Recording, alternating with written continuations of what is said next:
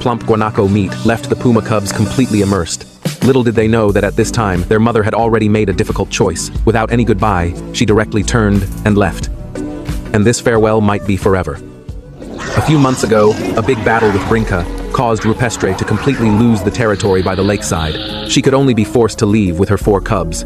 However, covered in wounds, she had no time to recuperate and had to immediately invest in the next hunt. The cubs were only 10 months old and couldn't survive independently from their mother yet. They had to rely on Rupestre to provide them with food. If she could successfully capture this guanaco, Rupestre's family wouldn't have to worry about food for the next few days.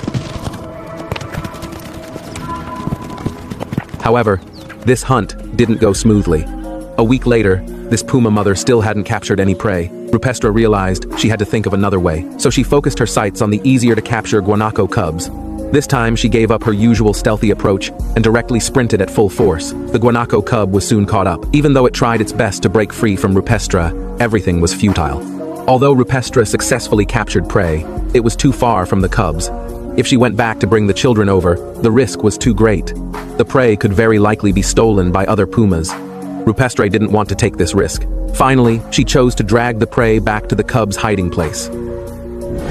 Her son Neneo saw his mother return from hunting and was the first to rush over. This once most timid puma cub was now becoming increasingly assertive. To become a ruler dominating a territory, he had to learn how to establish his dominant position. Neneo's appetite became bigger and bigger. One guanaco cub wasn't enough for him alone. So even though Rupestre was exhausted, she still had to continue hunting. To ensure all the cubs could eat their fill, Rupestre sometimes even had to hunt 3 times a day. As the cubs grew bigger, Rupestre increasingly felt overwhelmed, but before the cubs could be self-sufficient, she would still risk her life to ensure the cubs' growth. Under mother's careful care, the 4 cubs grew quickly. Dania and Daneska cooperated with each other to hone hunting skills. The eldest daughter, Karuna, still preferred going solo, but she learned quickly. Neneo had shed his cub's timidity and dared to challenge prey far exceeding his own size. Although not successful, he was already very close. By winter, the cub's size was comparable to their mother Rupestre's. Neneo had grown into a young adult. He could no longer rely on his mother for food. His sisters had also learned everything they needed to raise offspring from their mother. Rupestre looked at her children's agile figures. She felt relieved and proud, but at the same time, she made a very difficult decision. To let her children truly live independently, she decided to leave.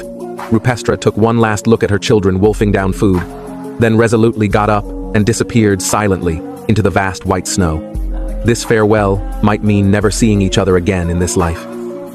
The mother's departure was like a silent command. The 4 cubs also welcomed their own life's crossroads.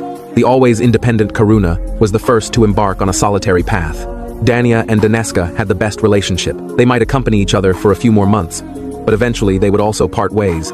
For the male Neneo, the path to independence was more difficult. He had to let go of his familiar home, compete for territory with his kind in unfamiliar mountains and forests, find a favorite mate, and start his own dynasty.